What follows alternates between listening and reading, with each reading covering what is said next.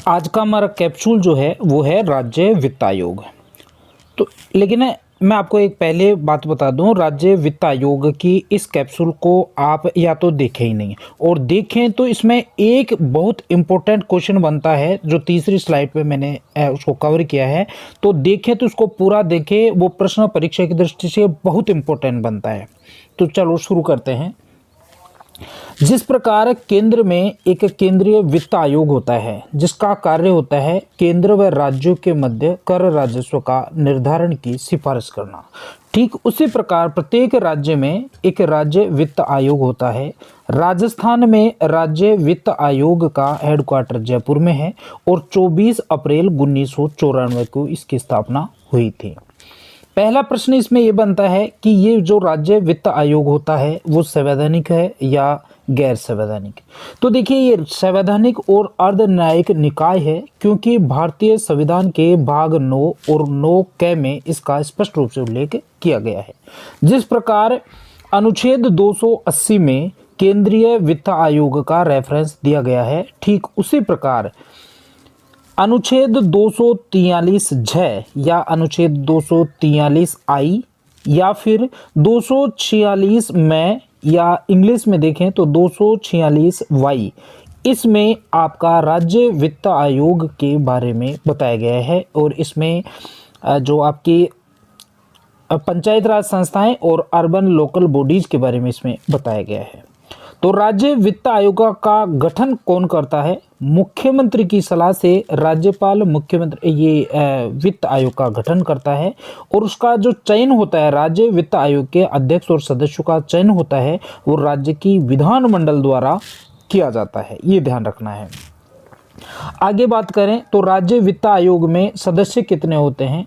तो इसके जो सदस्य होते हैं वो एक अध्यक्ष प्लस अधिकतम 4 सदस्य हो सकते हैं। तो इस प्रकार 5 टोटल अध्यक्ष सहित 5 सदस्य हो सकते हैं। लेकिन वर्तमान में राजस्थान की बात करें तो हालांकि 31 मार्च 2020 को ही 5वां जो वित्त आयोग है ज्योति किरण जी की अध्यक्षता में जो बनाया गया था उसका कार्यकाल पूरा हो गया है और वर्तमान में इसका कोई स्थायी अध्यक्ष नहीं है। लेकिन फिर भी यहाँ पे ज्योति किरण जी के साथ 2 अन्य सदस्यों को इस पे लगाया गया था, तो 4 से ज़्यादा सदस्य इसमें नहीं हो सकते। ठीक है। अध्यक्ष की बात करें तो अध्यक्ष इसमें पहले जो अध्यक्ष थे राजस्थान वित्त आयोग के अध्यक्ष थे वो के गोयल अर्थात कृष्ण कुमार गोयल थे, और वर्तमान में 5वें वित्त आयोग के जो अध्यक्ष हैं, हालांकि इनका कार्यकाल अभी पूरा हो गया है और नया अध्यक्ष इसमें अभी तक राज्य विधानमंडल ने निर्धारित नहीं किया है, तो उसके अध्यक्ष है ज्योति किरण जो 5th हैं। 5 ही अभी तक वित्त आयोग अपने यहाँ पे बने हैं। अब पहले जितने भी आयोग अपन ने पढ़े तो उसमें ज़्यादातर में था कि राज्य वित्त आयोग के जो अध्यक्ष और सदस्यों की पुनर्नियुक्ति हो सकती है या नहीं हो सकती। तो इसमें आपको ये ध्यान रखना है राज्य वित्त आयोग के अध्यक्ष और जो आपका सदस्य हैं उनको पुनर्नियुक्त किया जा सकता है। और एक वित्त आयोग के कार्यकाल की बात करें तो कार्यकाल 5 वर्ष का होता है, इससे ज़्यादा नहीं होता। उसकी सिफारिशें 5 वर्ष तक कार्यशील रहती हैं। अब कई बार ये प्रश्न पूछते हैं कि अध्यक्ष जो है निम्न में से कौन राजस्थान वित्त आयोग का अध्यक्ष नहीं है? तो आपको ये ध्यान रखना है कि 1995 से 2000 के बीच में पहला अध्यक्ष बने थे आपके के गोयल। इसके बाद में अगले 5 साल जो रहे थे वो हीरालाल देवपुरा जी हैं, फिर मानिक चंद जी सुराना हैं और फिर बीडी कल्ला जी हैं। ये 4 हैं। और 5वां जो लेटेस्ट इनकी एक रिपोर्ट है उसके बारे में अपन अभी डिस्कस करेंगे, वो है आपकी डॉक्टर ज्योति किरण जो 2015 से 20 तक रही।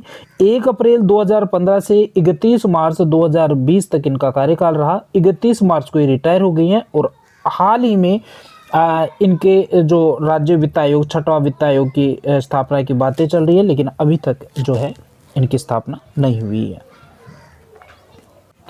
ये पॉइंट तथ्यात्मक चीज़ों के बजाय समझने वाली चीज़ों पे ज़्यादा बेस है, और कई बार प्रश्न पूछ लिया जाता है कि निम्न में से कौन सा कार्य इस संस्था का राज्य वित्त आयोग का है या निम्न में से कौन सा कार्य नहीं है। तो इसके 5 प्रमुख कार्य हैं। पहला है राज्य के राजस्व में राज्य सरकार के राजस्व में पंचायत राज संस्थाओं तथा अर्बन लोकल बॉडीज को कितना शुल्क, कितना चुंगी या कर, कितना हिस्सा होना चाहिए, इसकी सिफारिश ये करता है। दूसरा जो कार्य है वो है इनका कि पंचायत राज संस्थाओं और अर्बन लोकल बॉडीज द्वारा कौन कौन से कर, कौन कौन से चुंगी, कौन कौन से टोल, कौन कौन से शुल्क ले सकते हैं ये, तो इसकी सिफारिश करते हैं। तीसरा जो महत्वपूर्ण कार्य है वो है इनका कि राज्य की संचित निधि में इन संस्थाओं को कितना ग्रांट या कितना अनुदान दिया जाना चाहिए, इसकी सिफारिश भी राज्य वित्त आयोग करता है। चौथा महत्वपूर्ण जो कार्य है वो है पंचायत राज संस्थाओं की आर्थिक स्थिति की समय समय पर समीक्षा करना कि ये निरंतर चल रही हैं या नहीं चल रही है, इनको किसी आर्थिक समस्या की वजह से इनका कार्य तो ठप नहीं है, इस प्रकार की ये समीक्षा भी ये करते हैं। और पांचवा जो कार्य है इसका वित्त आयोग का वो है यदि केंद्र व राज्य के बीच किसी भी आर्थिक मुद्दे पे कोई अंतर विरोध हो जाता है तो राजस्थान का जो वित्त आयोग है वो इनके बीच मध्यस्थता का कार्य करता है। अब अपन इसके आगे देखते हैं। अभी हमने बात की थी 5वें वित्त आयोग की अध्यक्षा ज्योति किरण। ज्योति किरण जी के साथ 2 सदस्य और लगाए गए थे, हालांकि 4 सदस्य हो सकते हैं। इन्हीं ज्योति किरण जी वाले 5वें वित्त आयोग ने 2016-17 में एक अंतरिम रिपोर्ट दी थी जिसमें ये बताया गया था कि जो भी अपनी पंचायत राज संस्थाएं हैं और लोकल बॉडीज हैं उनको राज्य के कुल राजस्व में से 7.182, यही पॉइंट आपके परीक्षा की दृष्टि से महत्वपूर्ण है कि जो 5वां वित्त आयोग है ज्योति किरण जी वाला, उन्होंने 2016-17 में जो अंतरिम रिपोर्ट दी उसमें कितना प्रतिशत अंशदान अर्बन लोकल बॉडीज और पंचायत राज संस्थाओं को देने की सिफारिश की थी है। तो यहाँ पे ये जो पॉइंट है आपका 7.182% जो है वो आपको ध्यान रखना है। उन्होंने ये कहा था कि ये जो अर्बन लोकल बॉडीज हैं और पंचायत राज संस्थाएं हैं उनको राज्य की कुल राजस्व में से इतना प्रतिशत दिया जाना चाहिए। साथ ही उन्होंने एक बात और बताई थी कि ये जो हिस्सा है 7.182 उसका टोटल का जो रेवेन्यू इनको हैंडओवर किया जाता है उसमें 75.1% तो जो पंचायत राज संस्थाएं हैं उनको दिया जाना चाहिए और 24.9% अर्बन लोकल बॉडीज जो शहरी निकाय हैं उनको दिया जाना चाहिए। इस प्रकार ये जो आपका राजस्थान राज्य वित्त आयोग है वो कंप्लीट होता है, तो इसको अच्छे से देख लें। Thank you very much.